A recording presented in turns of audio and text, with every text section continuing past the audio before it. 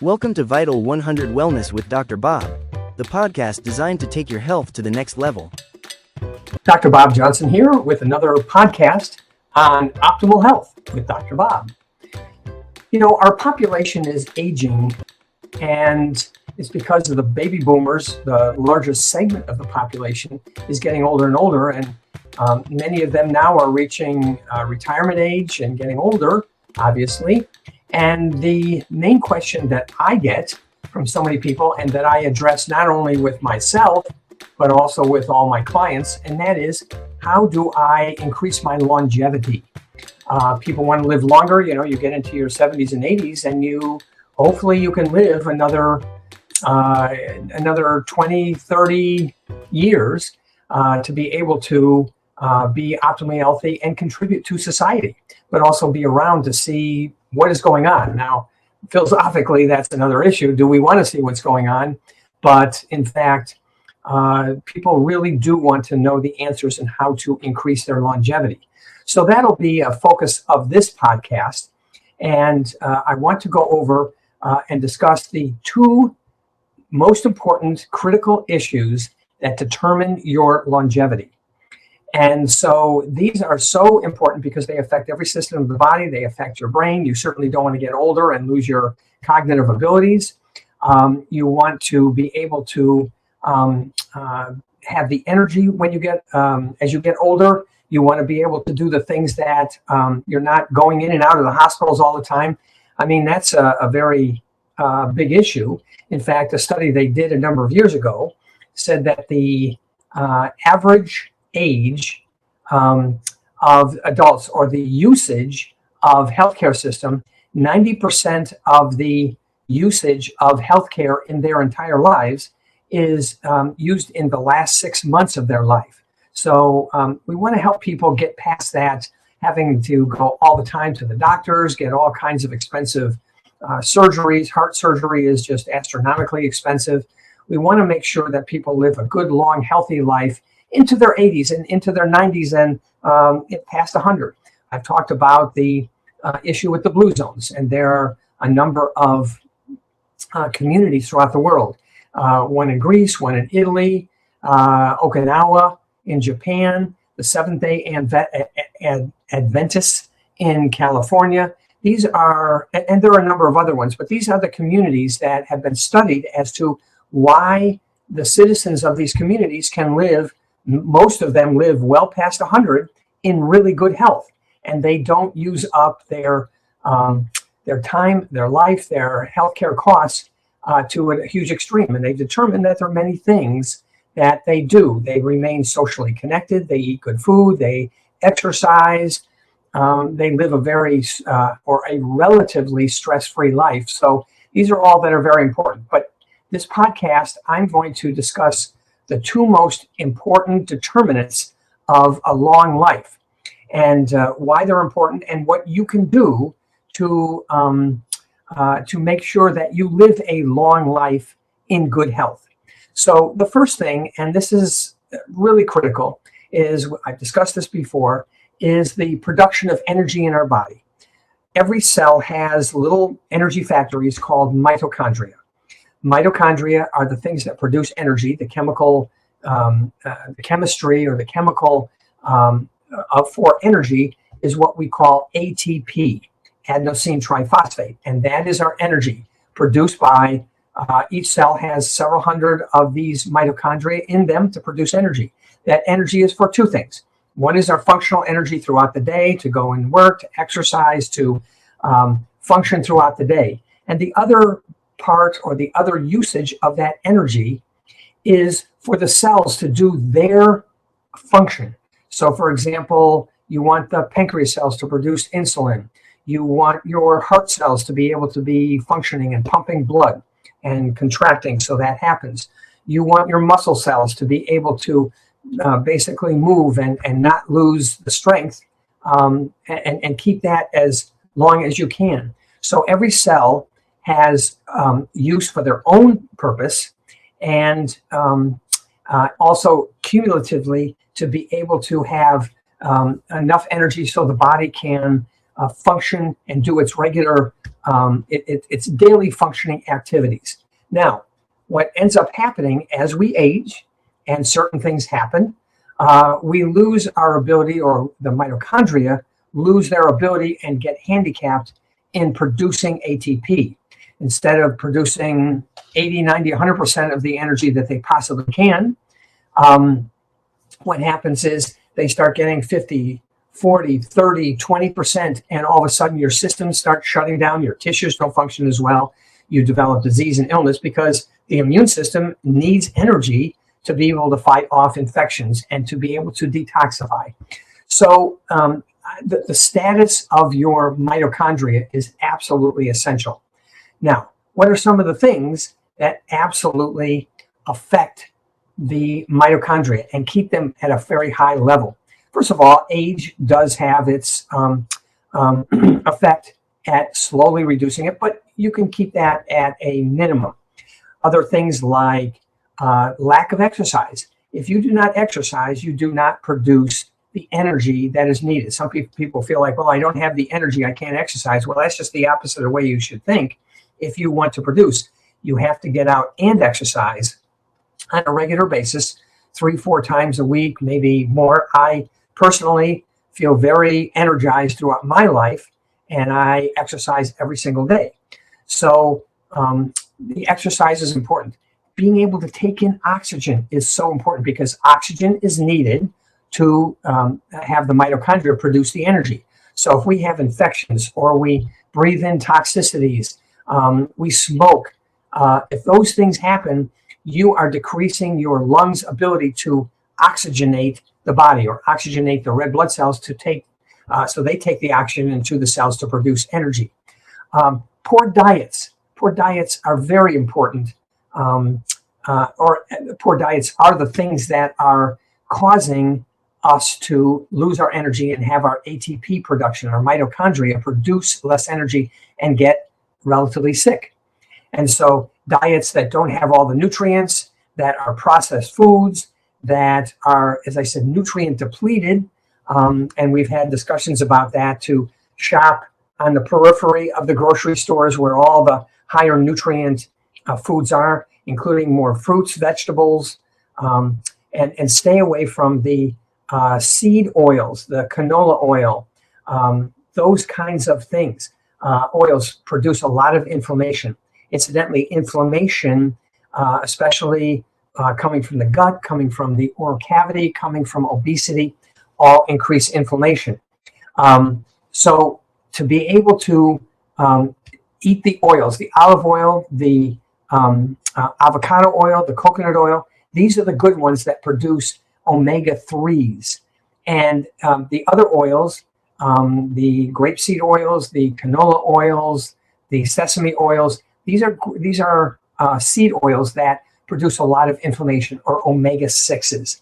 So concentrate on the main ones, the olive oil, the coconut oil, the avocado oil. Those are all very good at producing omega-3s, which are critical for overall health, especially the brain functioning and our joints and so forth. So mitochondria function is absolutely essential. Other things, as I said, inflammation interferes with the mitochondrial function. Lack of exercise, poor diets, things that we inhale, the smoke of smoking, or if you're in an area of the country and the world that produces a lot of smoke, these are things that are interfering with your mitochondria producing enough energy. Not getting good sleep, good restful sleep will interfere with your mitochondria. Not hydrating enough. We are 70% water, and we need more water to be able to function everywhere in the body. If we produce a lot of oxidation, forming free radicals, this will damage the mitochondria as well. So you want to be taking things like molecular hydrogen, glutathione, vitamin C, vitamin E. These are all very good antioxidants that stop the free radicals from damaging our mitochondria in their attempt to produce enough energy. These are all very important things. Sleep, taking enough water. And one of the biggest things is stress. Stress, even acute stress. Obviously, we need to be able to handle the acute things if a dangerous dog is running after us or something of that nature. We need to be able to handle that acute stress, but you need to decrease the chronic stress that is there with us all the time. It has been shown that mitochondrial function goes down dramatically when we are stressed. So find the things that help you deal with stress. Is it exercises? Is it meditation? Is it yoga, Pilates? These kind of things are very good at reducing the stress in your life. And so very important along that line. I have an excellent product called, what it does is it reduces the adrenal glands produce the cortisol to help handle stress.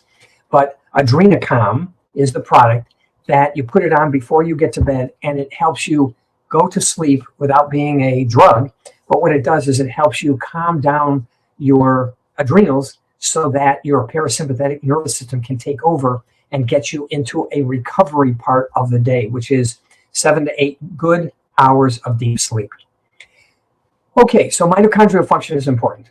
The next thing, which very few people realize is critical, is the health of our blood vessel walls, the epithelium, the mucosal lining inside the cell, inside the blood vessels is important. We actually have the lack of open blood vessels is so important to get the blood everywhere in the body.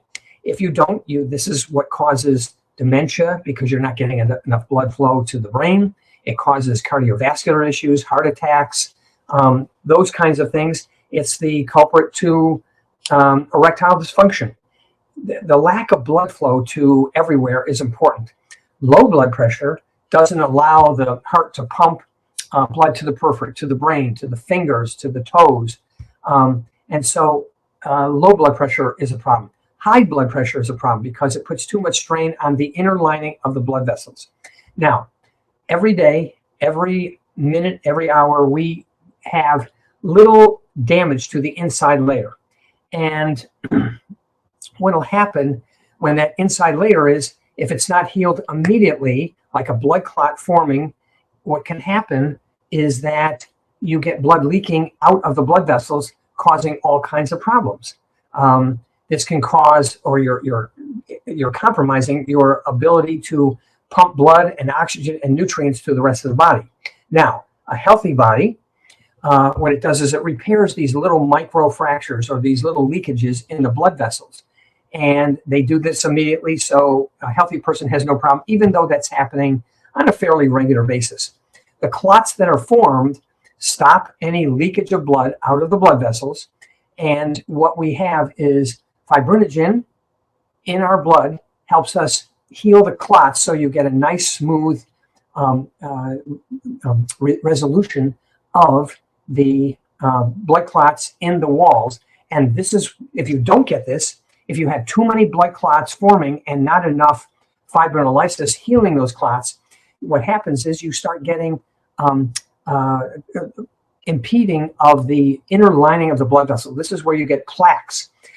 Plaques are ultimately what reduce the blood flow to the brain and give you dementia. Plaques are what cause aneurysms and high blood pressure and cardiovascular issues with the heart. The plaques can cause a blockage of blood to anywhere in the body. So it's important to be able to have good, healthy repair of these micro leakages, and then the healing of these clots, these many clots that do form, whether you're healthy or not. The unhealthy person does not get good resolution of the clots and ultimately forms many blockages or plaques within the blood vessel walls. So things like smoking, things like trauma, high blood pressure, again, the same things that impede mitochondrial function. Stress can cause lack of clot resolution and buildup of plaques in the blood vessel walls. One of the greatest things that good blood flow in the body, throughout the body, the brain, the heart, every tissue, the muscles, is that what will happen is you will remain young. You get the nutrients, you get the oxygen to every part of your body. So as I said, smoking, trauma, stress, poor diets, iron, buildup of iron. I've mentioned this before that if you're not iron deficient, you should be donating blood, postmenopausal women and men, because it takes out the iron. Heavy metal toxins are a cause of the blood vessel walls not repairing themselves well. Too much mineral incorporation in the walls will make them inflexible and also lead to leakages in the blood vessel walls. Vitamin K2 is critical to take these minerals out of the blood vessel walls and put them into the bones, where they're needed. Other things that can interfere with blood vessel wall integrity: certainly diabetes, poor control of sugar metabolism, homocysteine, which the body can make to take care of infections, those kind of things. Gum infections, high blood pressure, stress again, oxidative or oxidized cholesterol. Oxidized is they lose an electron, they become free radicals. But in cholesterol, these are what causes a lot of damage. Many of the drugs that are prescribed can cause damage to the blood vessel walls. Things like chemotherapy for cancer, PPIs. These are the things that help with, or that are prescribed for, they're called proton pump inhibitors. This is a way to deal with acid reflux and heartburn. So those are all drugs that cause blood vessel wall integrity to be compromised. Appetite suppressant drugs also do the same thing. So these are all things that, one is you can detoxify your body, eat very good diets, keep on a good exercise protocol, learn to manage your blood sugar. People with type 2 diabetes, these can be reversed. Okay, it takes discipline, but it can be reversed. And if you're suffering, like if you have allergies, seasonal allergies, and you're producing a lot of homocysteine, we have a product that can reduce the homocysteine, help the body become healthier, but stop the seasonal allergies from occurring. So there are many ways that you can indeed take control of your life, not only produce more energy with the mitochondria health, and have a better integrity of your blood vessel walls, so you don't get blockages with the plaques. You get good, pliable, flexible blood vessels. And these are the two most important things that will indeed determine your longevity. My goal is to live well over 100 in good health, and I'm trying to do all these things, and we'll see what happens there. But for everybody, it's so important to get these two issues resolved to be able to live a long, healthy life. Most of the diseases and the illnesses come from compromises in our energy production and our blood circulation. Hopefully this has helped you understand what you can do to be able to become healthier. And we have associated with the podcast the contact information if you have questions or you'd like me to address something.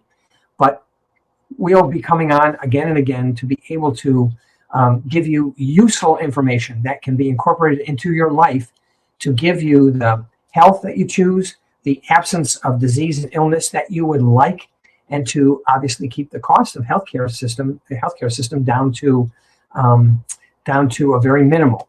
Believe me, you have control of your health, and don't let the medical industry think that you have to be getting more and more drugs.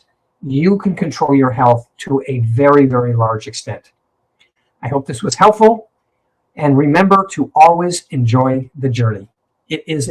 Thank you for joining us on this episode of Vital 100 Wellness with Dr. Bob. Be sure to visit our website at Vital100Wellness.com for more ways to listen and to explore additional health resources. If you have any questions for Dr. Bob or feedback and suggestions for the podcast, you can email us at info@Vital100Wellness.com.